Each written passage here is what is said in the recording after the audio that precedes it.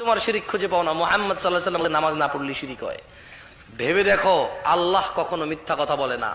আল্লাহ যে সূরা ইউসুফে আয়াত নাজিল করেছে যে এদের অধিকাংশ মানুষ ঈমান এনেছো, কিন্তু আসমান ও জমিনের মালিক বলছে যে ঈমানের সাথে সাথে তুমি শিরিক করে আল্লাহ দ্রোহিতাও করেছো। তাহলে শিরিক মুক্ত হওয়া লাগবে কিনা? এই শোনো, জীবিত মানুষের কোনো ভয় নেই, শিরিক করে যারা মরে গেছে তাদের উপায় নেই।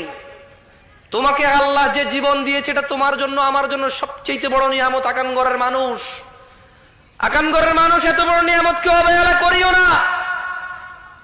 আকানগরের মানুষ এত বড় নিয়ামতকে অবহেলা করিও না। বেঁচে আছো তাই তুমি এখনই বলতে সক্ষম, আল্লাহ তোমাকে তৌফিক দিয়েছে বলার। এখানে উপস্থিত সবাই হতে পারেনি আকানগরের মানুষ, সবার কানে মাইকটা সাউন্ড যাচ্ছে না, যদিও তার ঘরের পাশে হতে পারে সে হেডফোনে অন্য কিছু শুনছে। আকানগরের মানুষ, এটা রবের নিয়ামত, কেন এটাকে তুমি অবহেলা করছো? আকানগরের মানুষ, শিক্ষা দাও। তোমার অপরাধ নিয়ে চিন্তিত হও না, তোমার রবের উপরে ছেড়ে দাও।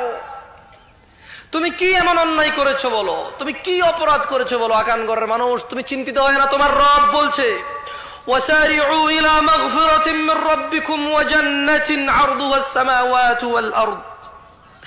ও আকানগরের মানুষ, দ্রুত ফিরে আসো আল্লাহর ক্ষমা এবং জান্নাতের দিকে, যার প্রশস্ততা হচ্ছে আসমান ও জমিনের মতো। আকানগরের মানুষ, রব বলছে উইদ্দাত লিল মুত্তাকিন, এই আসমান ও জমিনের মতো বিশাল জান্নাত রেখেছে আল্লাহ যারা আল্লাহকে ভয় করে তাদের জন্য। আকানগরের মানুষ, তোমার অপরাধ নিয়ে চিন্তিত হয় না, খুশি হও। আকানগরের পুরুষ এবং মহিলা, তোমরা সন্তুষ্ট হয়ে যাও, তোমরা এখনো বেঁচে আছো। যে মরে গেছে সে বুঝে, যে মরে গেছে সে বুঝেছে, কিন্তু তার উপায় নেই, ওই বুঝের কোনো লাভ হবে না। আকানগরের মানুষ, কি পেয়েছো ভাবছো? ভ্যান চালাও, রিক্সা চালাও, মুদি দোকানদারি করো, চাষবাস করো, জেলে তুমি মাছ ধরে জীবিকা নির্বাহ করো, অথবা ভিক্ষাই করো, কি নিয়ামত পেয়েছো এটা তুমি নিজেকে প্রশ্ন করে খুঁজে পাও না? এই যে হায়াত, এই জীবন, এটা থাকলে বলা যায় সুবহানাল্লাহি ওয়া বিহামদিহি সুবহানাল্লাহিল আযীম। এটা থাকলে বলা যায় আলহামদুলিল্লাহ। এটা থাকলে বলা যায় লা ইলাহা ইল্লাল্লাহ। এটা থাকলে বলা যায় আল্লাহু আকবার কাবীরা। এটা থাকলে বলা যায় আলহামদুলিল্লাহি রাব্বিল আলামিন আর রহমানির রহিম। এটা থাকলে আউযু বিল্লাহি মিনাশ শাইতানির রাজিম বলা যায়। এই হায়াতটা থাকলে সিজদা দেওয়া যায়, রুকু দেওয়া যায়। এই হায়াতটা থাকলে রবের কাছে নিজের অপরাধের ক্ষমা চাওয়া যায়। এই হায়াতটা থাকলে রবের কাছে নিজের যে অবহেলা, যেই দিন থেকে বিমুখ সময়গুলো পার হয়ে গেছে, তার রবের কাছ থেকে চেয়ে চেয়ে চেয়ে চেয়ে অপরাধকে নেকিতে পরিবর্তন করা যায়। এখনো তুমি খুঁজে পাও না কি পেয়েছো?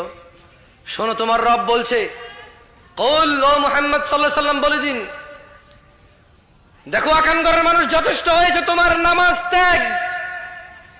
এই মসজিদগুলো যথেষ্ট ভাবে খালি পড়ে থাকে, ইনাফ ইজ ইনাফ, যথেষ্ট হয়েছে। আকানগরের মানুষ, মসজিদগুলোকে আর খালি ছেড়ে দিও না। মসজিদ ব্যতীত অন্য ঘরগুলোকে আর আলোকিত করিও না। তোমার আগরবাতি, মোমবাতি, তোমার ডাব নারিকেল যা দেওয়ার তা তুমি মসজিদগুলোতে দিয়ে যাও। আকানগরের মানুষ, অনেক অবহেলা হয়েছে এই জীবনকে। রবের দেওয়া এত বড় নিয়ামতকে অনেক হেয়তুচ্ছ করা হয়েছে, আর নয়। আকানগরের পুরুষ এবং মহিলা, যুবক এবং বৃদ্ধ, যথেষ্ট পরিমাণে নিজের এত বড় নিয়ামতকে অবহেলা করেছো, আর নয়। তুমি কি অন্যায় করেছো তুমি চিন্তিত? তোমার রবের ঘোষণা শোনো, শোনো, তোমার রবের ঘোষণা। জীবিত আছো বলেই শুনতে পাচ্ছ, নাহলে শুনতে পেতে না। রবের এই নিয়ামতের শুকরিয়া আদায় করে বলো আলহামদুলিল্লাহ। মনে রাখবে, আকানগরের মানুষ, বেঁচে থাকায় পৃথিবীর সবচেয়ে বড় বিলাসিতা আল্লাহর পক্ষ থেকে। আকানগরের মানুষ, বেঁচে আছো বলেই পৃথিবীর সবচাইতে বড় বিলাসিতায় আছো। আকানগরের মানুষ, তুমি থাপ্পড় দিলে তোমাকে এখানে থাপ্পড় দিবে, তুমি লাথি দিলে তোমাকে এখানে লাথি দিবে। অনেক সময় থাপ্পড় দিয়ে লাথি নাও খেতে পারো, থাপ্পড় নাও খেতে পারো। এটা হচ্ছে দুনিয়ার বিচার। কিন্তু মনে রাখবে, পৃথিবী থেকে যখনই চলে যাবে, তখনই অপরাধের যদি বিচার হয়, আগুনে জ্বালিয়ে দিবে। কোথায়? বুঝছো এটা কত বড় নিয়ামত এখানে থাকা? আকানগরের মানুষ, সংশোধন করো নিজেকে, ভয় পেও না। কেমন রব পেয়েছো? লা ইলাহা ইল্লাল্লাহ, সুবহানাক ইয়া আল্লাহ, সুবহানাক।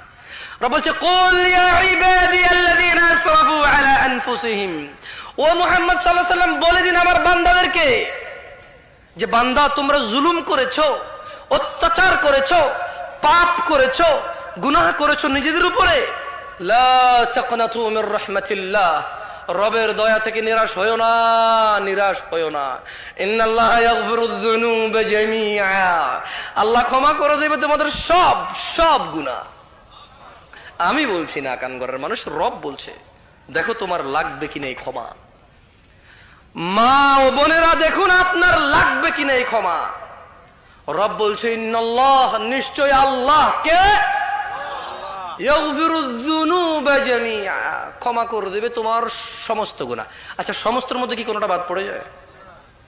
একটা তো বলেন যেটা বাদ পড়ে যায়। সবের মধ্যে আর কিছুই বাদ থাকে না, না? সবের মধ্যে হয়ে যায় সব। তাহলে এই যে বললাম একটু আগে যে শিরিক আল্লাহ মাফই করবে না, ওটাও কি ক্ষমা হয়ে যাবে? তাহলে হয়ে যাবে ভাই, ক্ষমা চাইলে হয়ে যাবে। জীবিত থাকা অবস্থা ক্ষমা চাইলে কি হবে? একটা হিন্দু লোক, সে কি শিরিক করে না? তো সে যদি মুসলমান হয়ে বলে যে আল্লাহ আমি আগে জানতাম না, করে ফেলেছি, আল্লাহ কি মাফ করবে না? তাইলে